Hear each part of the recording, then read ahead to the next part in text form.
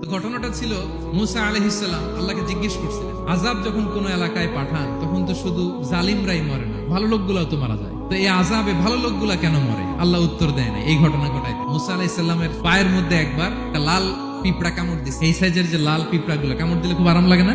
লাল পিঁপড়া কামড় দিছে, প্রচন্ড ব্যথা পাইতেছে আর ডলতেছে আর রেগে গেছে।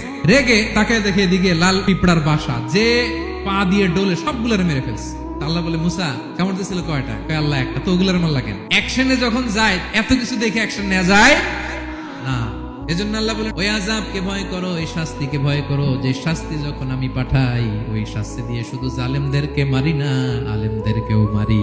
ঠিক কিনা? যে আযাব যখন আসবে শুধু খারাপ লোকগুলার উপরে আসবে না, ভালো লোকগুলোও বাঁচতে পারবে, ভালো কাজের আদেশ করবে, তারপরে মন্দ কাজের নিষেধ করবে। ক্ষমতার চেয়ার যারা পায় তাদের জন্য মূলনীতি